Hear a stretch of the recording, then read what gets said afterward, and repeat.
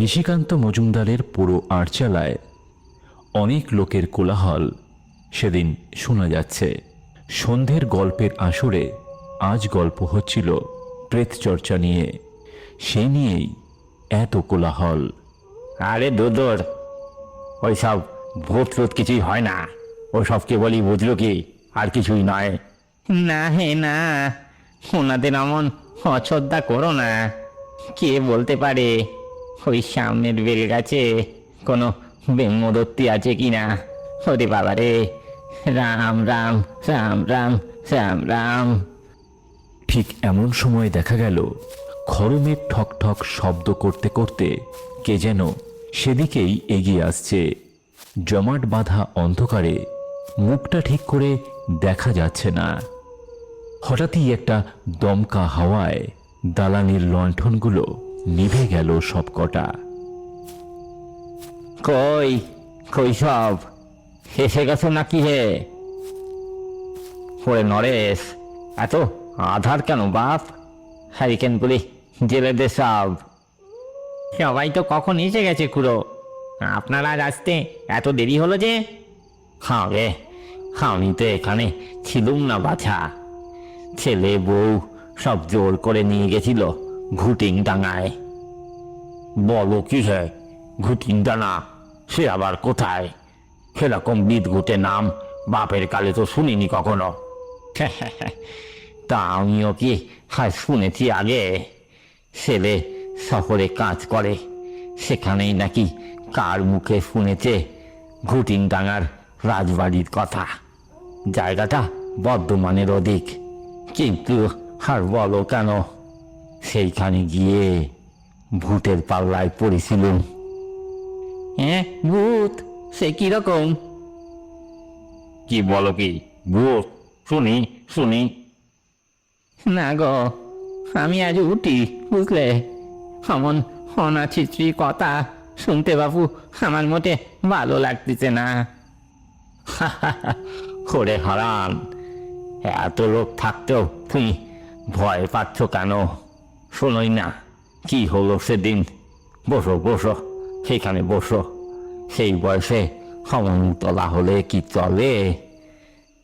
পাছে নিজের আরও অপমান হয় এই ভেবে কাঁচু মাচু মুখে হারানখুড়ো বসে রইলেন।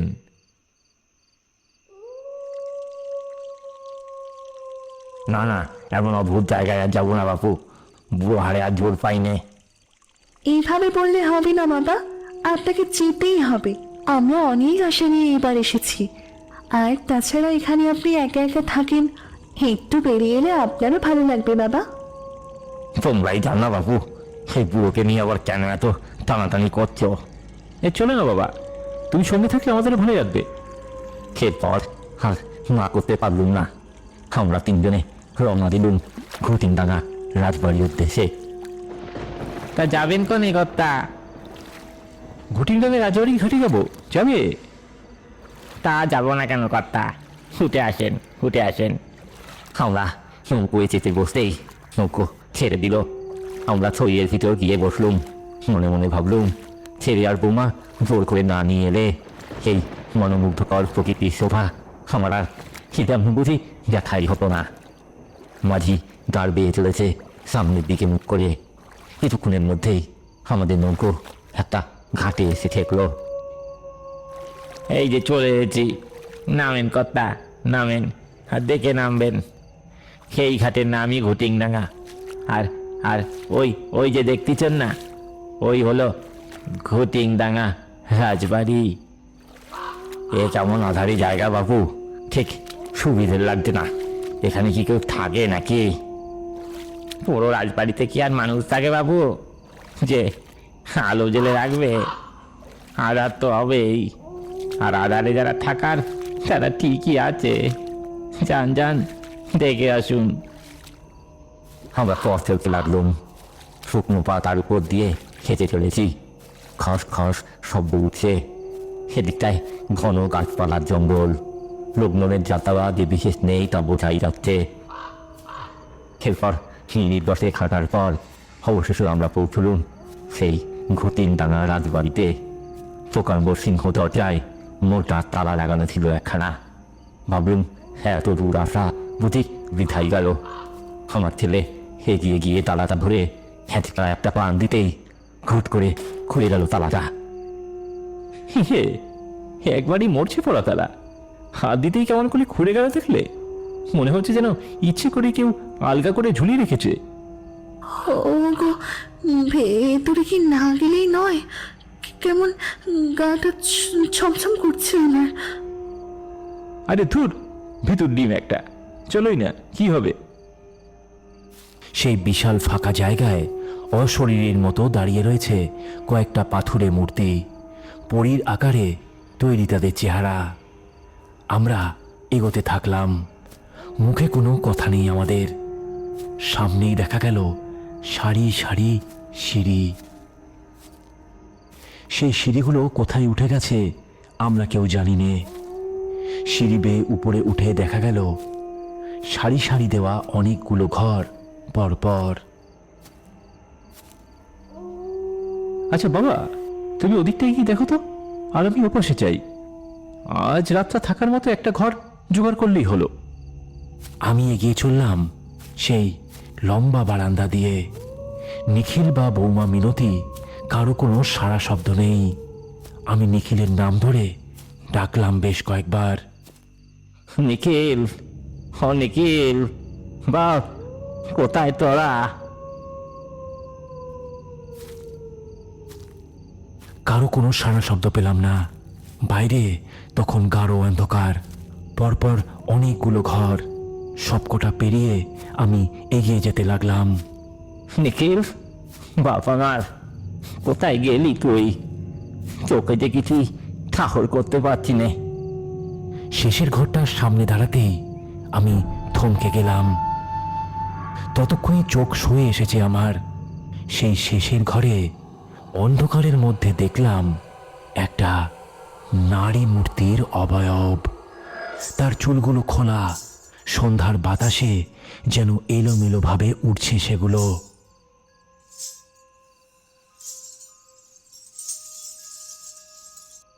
কে কে ওখানে?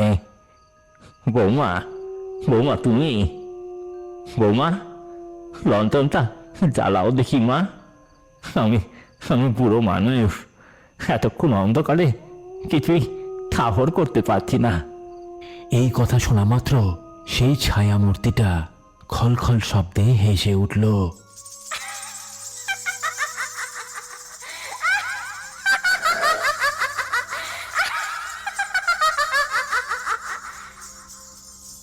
কে কে আছে?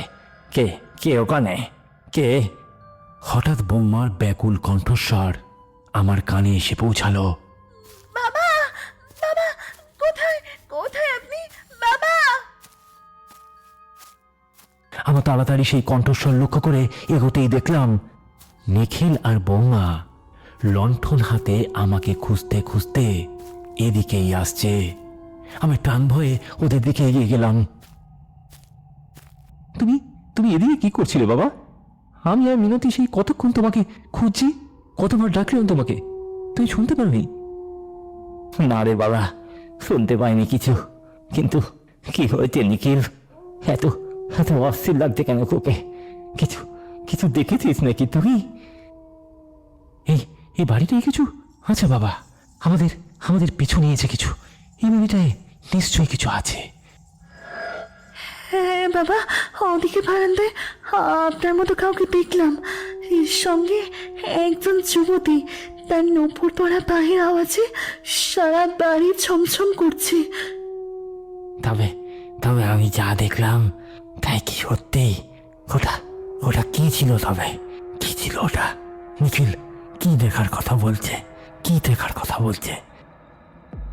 হঠাৎ একটা শব্দ শোনা গেল।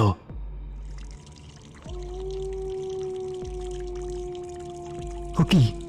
ওটা জলের শব্দ শোনা যাচ্ছে না? সেই পাথুরে মূর্তিগুলো, ওদিক থেকে আসছে শব্দটা। সে কি? কিন্তু ওদিকটা তো কোনো জল নেই। চলো একবার দেখি।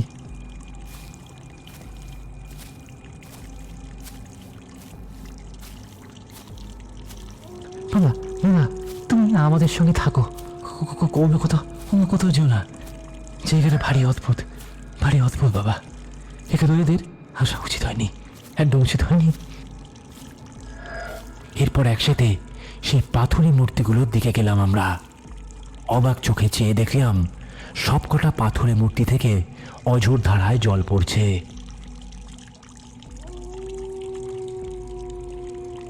আমি আতঙ্কিত হয়ে বললাম, হে কি অদ্ভুত কাণ্ড! হে তুই আমাদের কোথায় আনলি বাবা নিখিল, কোথায় আনলি? ওগো, এখনো রাত গভীর হয়নি। এখান থেকে চলো বেরিয়ে যাই। স্টেশন পর্যন্ত গেলে কোনো না কোনো ট্রেন পেয়ে যাব। সেই ভালো, চলো এখান থেকে ফিরে যাই, চলো তাড়াতাড়ি চলো।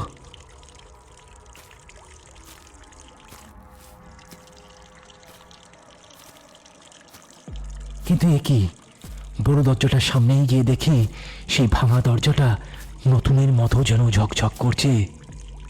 দরজার পাশে মশাল হাতে প্রহরীরা দাঁড়িয়ে রয়েছে, কিন্তু তাদের দেহে প্রাণ নেই। বুঝলাম ওরা আমাদের বেরোতে দেবে না। বাবা, প্রাসাদে ফিরে চলো। সকাল হোক, কিছু একটা ব্যবস্থা করে যাবে।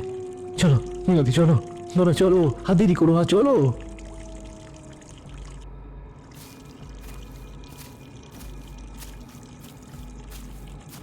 অগত্যা আমরা নিখিলের পিছু নিলাম। আমি আর বৌমা আতঙ্কে একেবারে বোবা হয়ে গেছি। আমাদের মুখ থেকে কোনো কথা বেরোচ্ছে না। বাইরে ঘন অন্ধকারে শো শো করে বাতাসের শব্দ কানে আসছে। বুঝি ঝড় উঠবে আজ রাতেই। দূরে একটা পেঁচা ডাক দিতে দিতে মাথার উপর দিয়ে উড়ে গেল। আমরা তিনজনে সেই পাথুরে মূর্তির রাস্তা পেরিয়ে সিঁড়ির প্রথম ধাপে উঠতেই সেই জল পড়ার শব্দ একেবারে থেমে গেল। আমরা অবাক হয়ে পিছনে তাকালাম। দেখলাম সব কটা মূর্তি আর আগের ভঙ্গিতে নেই। তাদের হাত পায়ের ভঙ্গিমা পরিবর্তিত হয়েছে। বৌমা ছেলে মানুষ ও ভয়ার্ত কণ্ঠে বলল, বাবা, আপনি কিছু বুঝতে পেরেছেন? কি বোঝার কথা বলছো বৌমা, কি বোঝার কথা বলছো? ওই মূর্তির চোখ দুটো কেমন জ্বলছে, দেখুন। আমি সেদিকেই দেখতে যাব, এমন সময় নিখিলের তীব্র চিৎকার শুনতে পেলাম।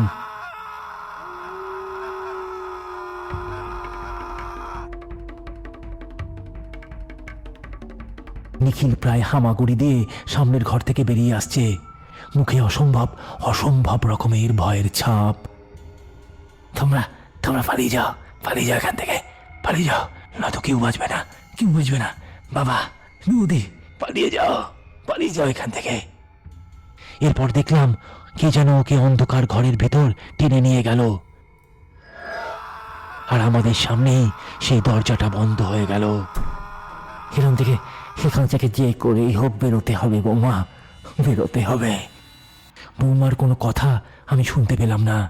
আমি বারবার ওর নাম ধরে ডাকতে লাগলাম। বৌমা, বললা না, মিনতি, আমার কোথায় গেলি মিনতি?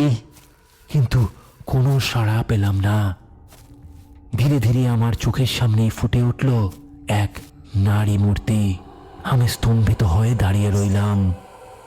এরপর সেই নারী কণ্ঠস্বর বলে উঠল, সুরেন্দ্রমোহন, এতদিন, এত কাল, এত বছর ধরে তোমার জন্য অপেক্ষা করে আছি আমি। আজ তুমি এলে। কি দেখতে এসেছো তুমি? আমার রূপ যৌবন কোনো কিছুই যে আজ আর নেই।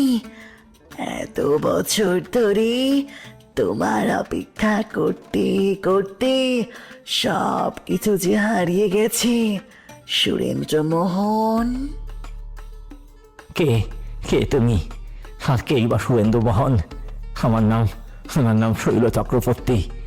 বারপের গ্রামে আমরা থাকি। আমার ছেলে আর বৌমা কোথায় আমার ছেলে আর বৌমা? তোমাকে চিনতে আমার একটু ভুল হয়নি সুরেন্দ্রমোহন। তবে আশ্চর্যের বিষয় এই যে এত বছর পরেও তুমি একই রকম রয়ে গেছো।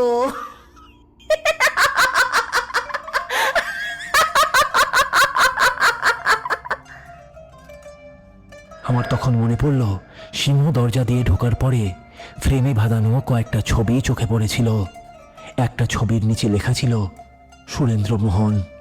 বৌমা সেই ছবি দেখে বলেছিল, এই রাজা সুরেন্দ্রমোহনকে তো দেখছি একেবারে আপনার যুবক বয়সের মতো দেখতে লাগছে। কি জানি এটা হয়তো আপনার পুনর্জন্ম। তবে বৌমার সেই কথাই কি সত্যি হলো? তুমি তুমি কে? আর আর আমাদের কেন তুমি ক্ষতি করতে চাইছো? কি কি চাও তুমি? কি চাও? আমি আমি কি আমি তোমার রূপমতি গো। রাজমহলে সারা রাত তুমি আমার নাচ দেখতে, আমার রূপে দিওয়ানা ছিলে তুমি। মনে পড়ে আমাকে নেশার ঘরে আংটি পরিয়ে বলেছিলে, রূপমতি, এই রূপমতি, আজ থেকে তুই আমার রানী, তুই আমার সব, আমার দিলের একমাত্র মেহবুবা তুই, আমার জান জাহান একমাত্র তুই। তোকে আমি বিয়ে করতে চাই রূপমতি। তুই মানা করিস নে, একবার সম্মতি দিয়ে দে, দেখবি তোতে আমাতে কত ভালো থাকবো। আমি তখন 17-18 যুবতী। আমার চোখে তুমি জীবনের স্বপ্ন এঁকে দিয়েছিলে সেদিন। এর কিছুদিনের মধ্যেই তোমার আমার সম্পর্কের কথা জানতে পারল তোমার মা রানী হৈমবতী। আমি তখন মন্ত্রমুগ্ধের মতো সেই নারী মূর্তির কথাগুলো শুনে চলেছি। এরপর তোমার মা আমাকে ডেকে পাঠালো।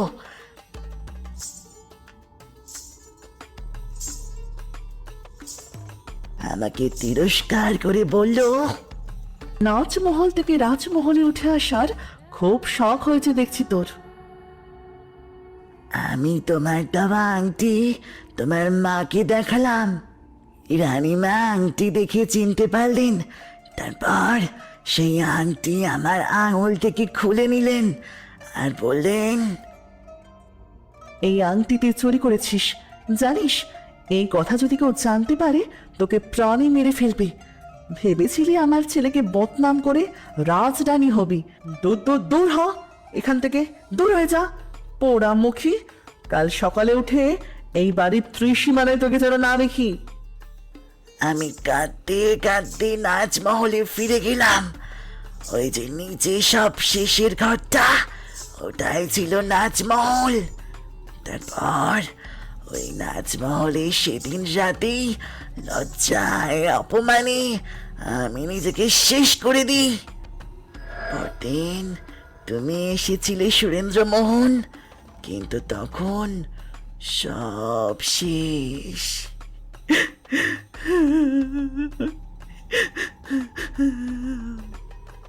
আজ তোমাকে দেখেই আমি চিনতে পেরেছি, তুমি আমার সেই হারিয়ে যাওয়া সুরেন্দ্রমোহন। এখন এখন আর দেরি করো না, এখনই ভোরের আলো ফুটবে। তুমি এসো, এসো আমার সাথে।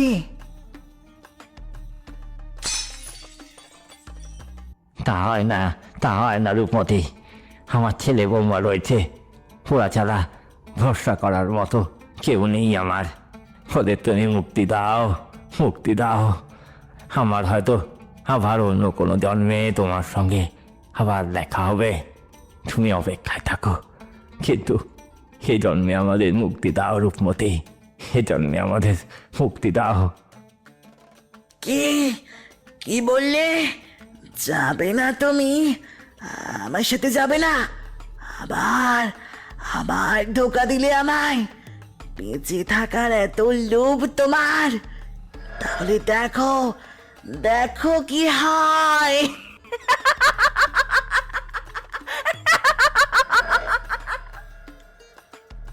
সঙ্গে সঙ্গে দেওয়ালে ফাটল ধরার শব্দ শুনতে পেলাম। তারপরে বিকট শব্দ করে মাথার উপরের ছাদটা ভেঙে পড়ল আমার শরীরের উপর। রূপমতির খিলখিল হাসির শব্দ রাজবাড়ির অলিন্দে অলিন্দে ধাক্কা খেতে লাগলো।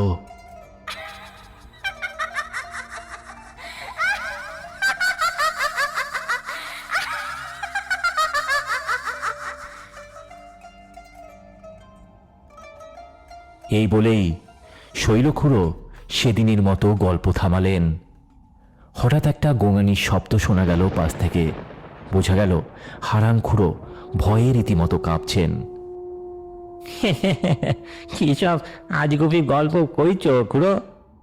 চাঁদ যদি তোমার শরীরে ভেঙে পড়ে তাহলে তুমি বেঁচে থাকলে কি করে, আর আমাদের গল্পই বা শোনাতে এলে কি করে?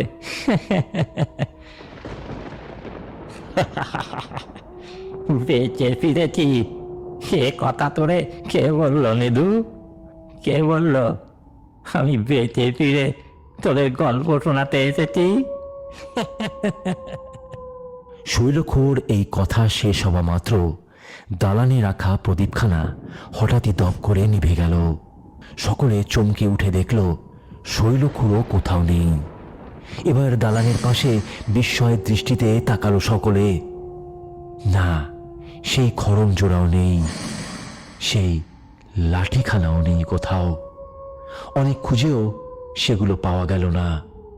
শৈলখুড়োকেও আর দেখতে পাওয়া গেল না। পরদিন খোঁজ নিয়ে জানা গেল খুড়োকে নাকি শেষবারের মতো দেখা গিয়েছিল দিন কয়েক আগে। সকালে ব্যাগপত্র নিয়ে ছেলে বউয়ের সঙ্গে স্টেশনের দিকে যাচ্ছিলেন শৈলখুড়ো। এরপর তাদের আর কাউকেই গ্রামে ফিরে আসতে দেখেনি কেউ, আর ওদের বাড়িখানাও খালি অবস্থায় পড়ে রয়েছে। হাই কোকিয়ান্স, কেমন আছো তোমরা? তোমরা সকলেই জানো গত পর্ব অর্থাৎ মধ্যরাতের আমখেকো থেকে আমরা ভিডিও থেকে প্রশ্নোত্তর পর্ব শুরু করেছি। গত পর্বে আমাদের প্রশ্ন ছিল সতীশ চাটুর্যের গিন্নির নাম কি এবং শৈল জেঠু স্কুলের কাজে কার বাড়িতে গিয়েছিলেন। সঠিক উত্তর হল সতীশ চাটুর্যের গিন্নির নাম ধূমাবতী এবং শৈল জেঠু স্কুলের কাজে নরহরি সামন্তর বাড়ি গিয়েছিল। এবার তোমরা যারা সঠিক উত্তর দিয়েছ তারা হলে রিয়া হিয়ার, AR রয় 9, বিকাশ বিশ্বাস, প্রিয় দাস লাহা, খাদিজা আক্তার, সাবিনা বেগম, দীপিকা রয়, পাপান বিশ্বাস, অর্পণ সাহা, অরিত্রী শেঠ, মালবিকা দাস, বিপত্তারণ লোহার, যোগেশ্বর হালদার, ক্রেজি নীলাশা, ববিতা বসাক, কণিকা সরকার, খোকন পাহাদান, শামিনা জালাল, পবন কুমার, মৌটুসী দাস, আব্দুল কাদের, সোনালী পাল, নার্জিস পারভিন, স্নেহা মণ্ডল, অরূপ প্রামাণিক, আব্দুল কাদের, শুভজিৎ সরকার, কেয়া ভ্লগ এবং খাদিজা খাতুন। ধন্যবাদ তোমাদের সকলকে। সবাই ভালো থেকো, কুহক অ্যানিমেশনের সঙ্গে থেকো। আরেকটা কথা, তোমরা অনেকেই চ্যানেলটাকে ভালোবাসছো, ভিডিও পছন্দ করছো, কমেন্টে মতামত জানাচ্ছ, কিন্তু চ্যানেলটাকে সাবস্ক্রাইব করছো না, হয়তোবা ভুলে যাচ্ছ। তাই মনে করে সাবস্ক্রাইব অবশ্যই করে দিও চ্যানেলটাকে। আর একটা বিশেষ ঘোষণা তোমাদের জন্য, এবার আমি আনছি সত্য ভয়ের ঘটনা নিয়ে নতুন একটা চ্যানেল। কুহক অ্যানিমেশনের পোস্ট অ্যানাউন্সমেন্ট সেকশনে সেই নতুন চ্যানেলের সমস্ত ডিটেলস তোমরা পেয়ে যাবে। তোমাদের জন্য অনেক অনেক ভালোবাসা রইল। তোমরা ভালো থেকো। Lords of love.